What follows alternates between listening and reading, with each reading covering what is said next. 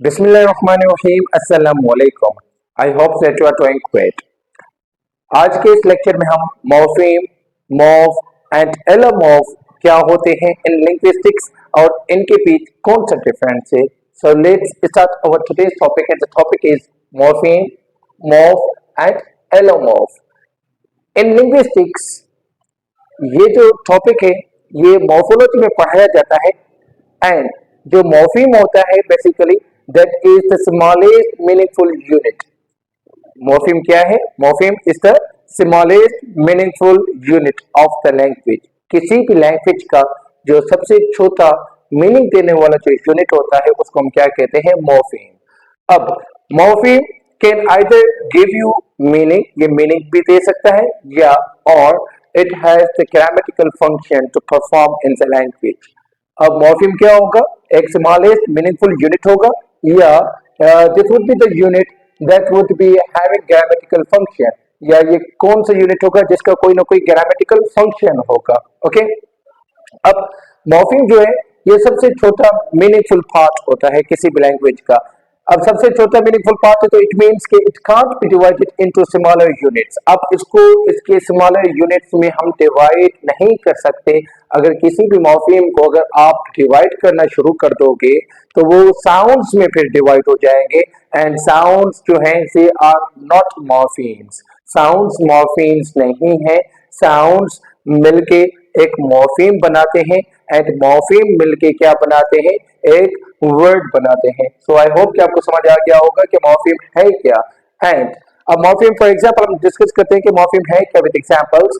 अब morpheme for example you से the word car. अब कार इज अ मॉर्फीम, ये भी क्या है? Morpheme. Likewise the word happy. अब हैप्पी क्या है? That is the morpheme. Happy is morpheme and this is the smallest meaningful unit. Now you can't divide this word happy into its जो है more parts. आप इसको मजीद smaller parts में divide नहीं कर सकते। अगर आप इसको divide करेंगे तो फिर ये sounds में क्या हो जाएंगे? divide हो जाएंगे sounds में। okay, and sounds जो है they are not morphemes. sounds क्या है? मॉर्फीम्स नहीं है। Why? Because जो साउंड्स होते हैं they do not give you the meaning.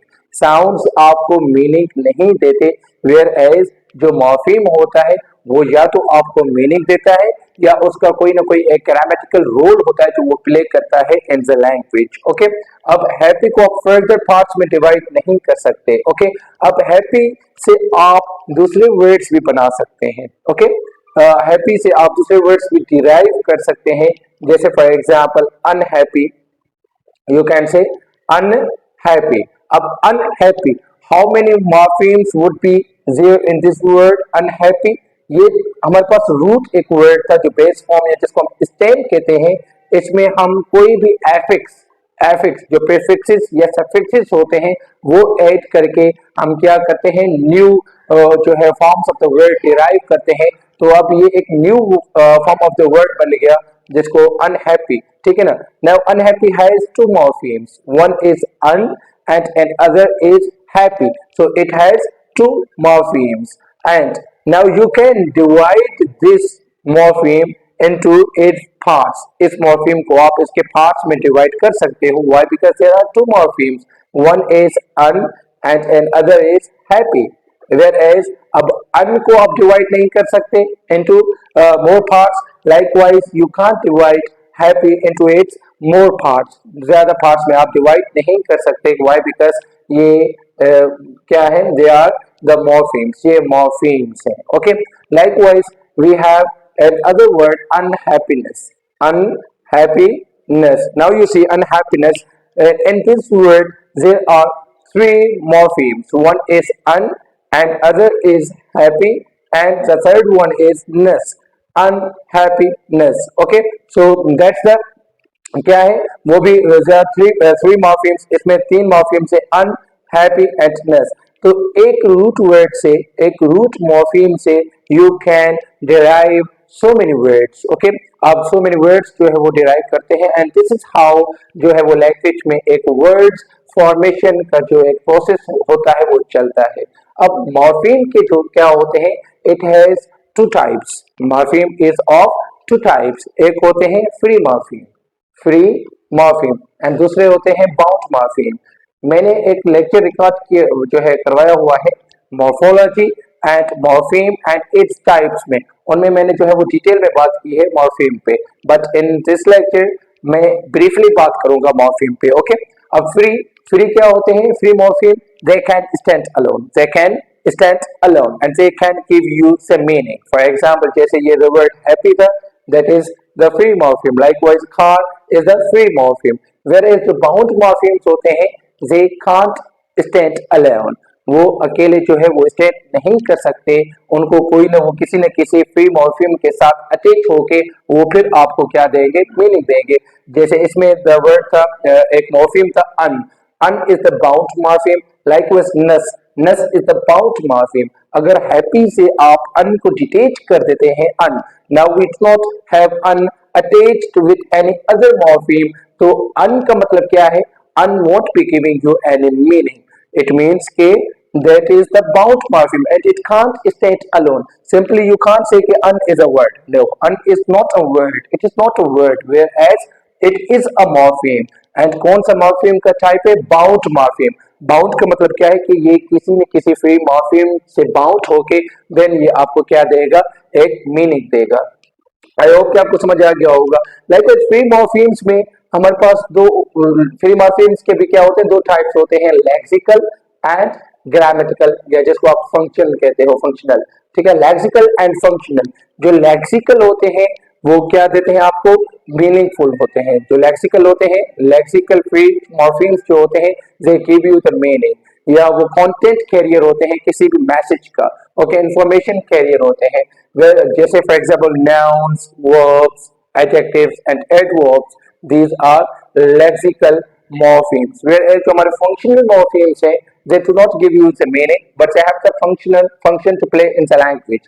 उनका कोई ना कोई क्या होता है? grammatical role होता है।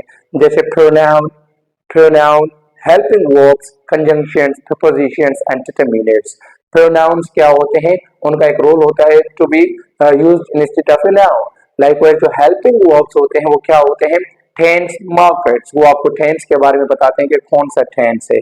और कंजंक्शन क्या करता है? वर्ड्स को, फ्रेजेस को, क्लॉजेस को कनेक्ट करता है। इट मींस के जो कंजंक्शंस भी हैं, they have the grammatical role to play in the language.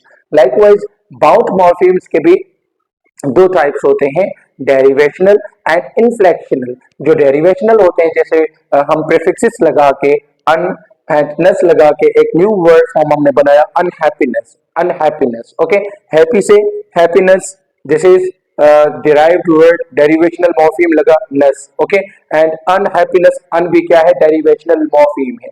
prefixes and suffixes लगा के हम new word की formation करते हैं, तो उनको हम क्या कहते हैं?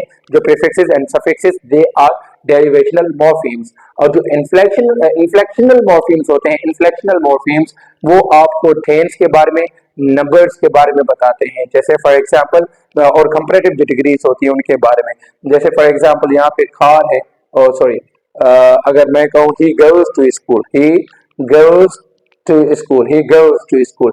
अब ES, आपको पता है कि ये क्या बता रहा है कि थर्ड पर्सन सिंगुलर के साथ उनके इन प्रेजेंट सिंपल टेंस हम क्या लगाते हैं? SRES लगाते हैं। लाइकवाइज कार ए सिंगुलर, अगर एस हम ऐड कर देते हैं तो ये क्या होगा? ये प्लूरलिटी को शो करेगा। किसको शो करता है? प्लूरलिटी को शो करता है। जो ऑलमोस्ट 8 जो डिफरेंट टाइप्स होते हैं इन्फ्लेक्शंस के। अगर आपने मेरा lecture morphology, morpheme and its types पे नहीं सुना तो आप वो जाके देखें, इंशाल्लाह ये कॉन्सेप्ट आपका क्लियर हो जाएगा।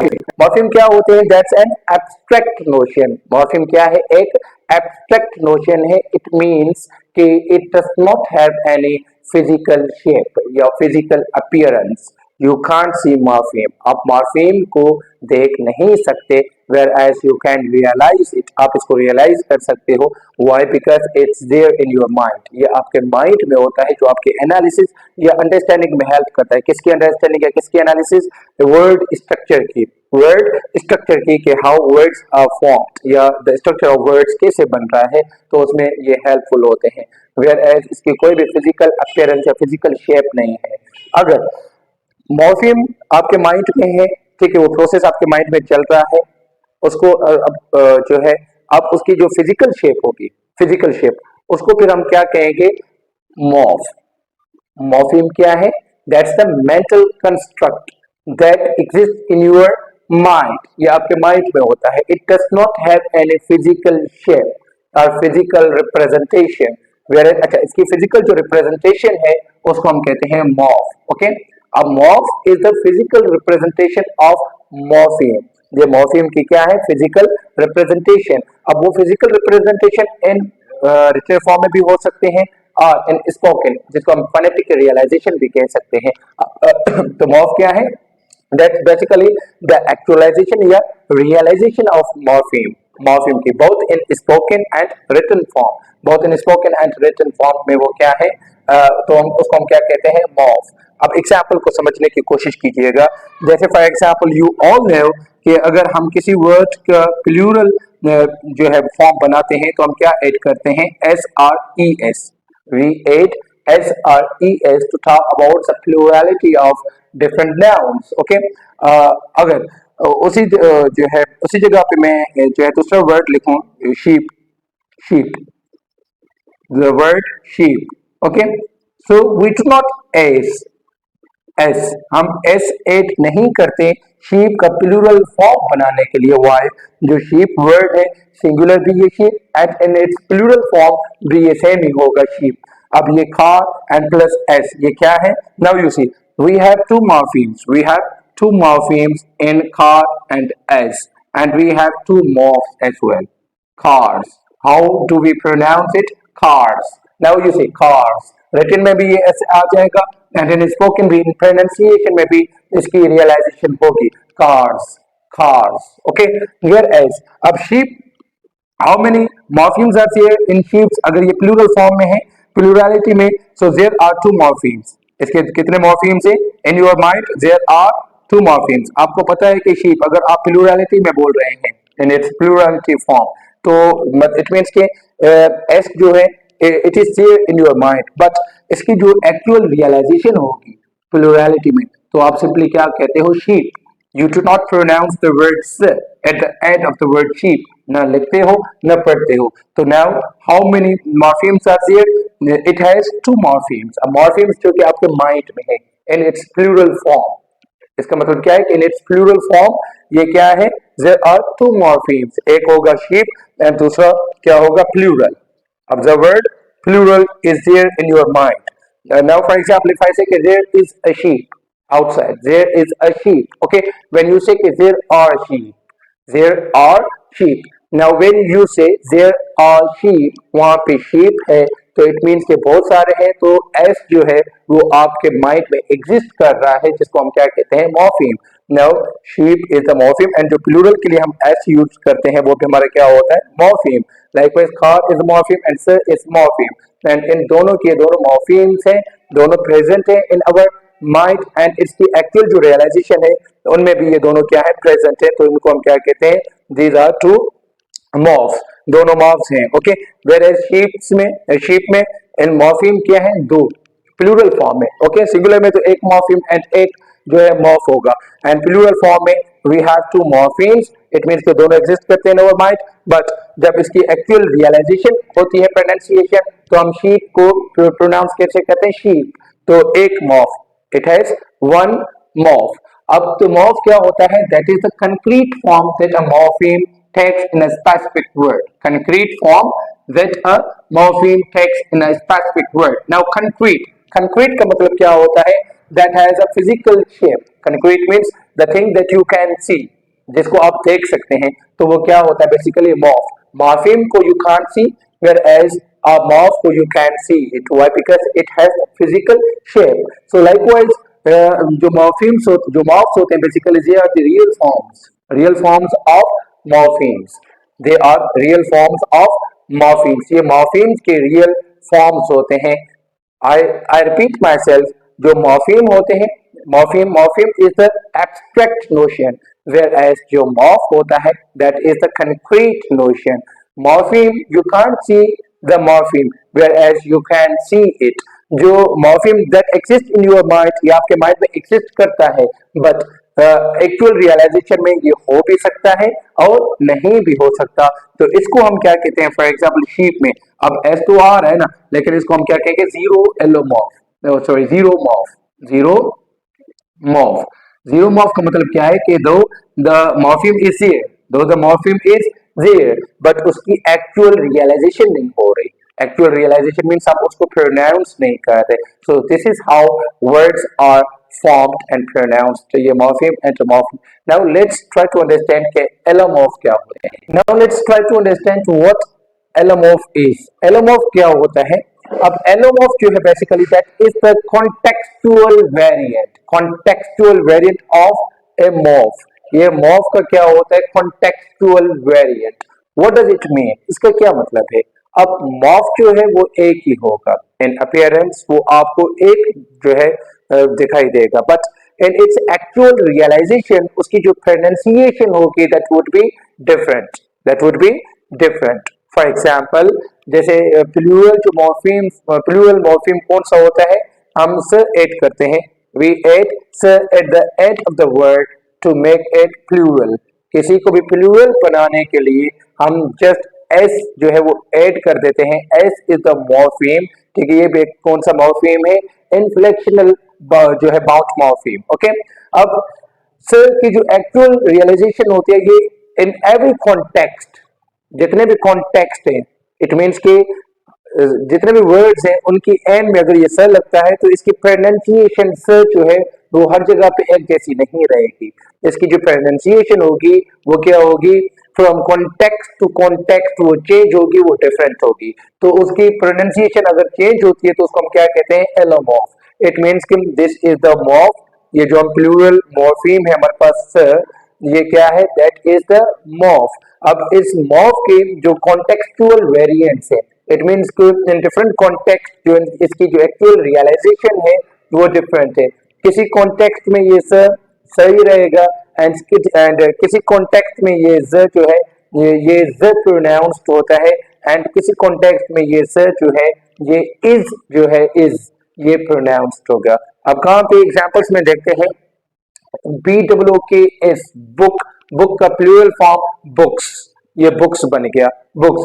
नाउ यू से books, sir eight the and ये कैसे प्रोनाउंस हो रहा है, सर, तो ये क्या है, दैट इज इसकी pronunciation that is an allomorph. Okay, अब ये sir, now you say DOGS dog, dog का जो है प्लूरल वो क्या होता है, डॉग्स, डॉग्स।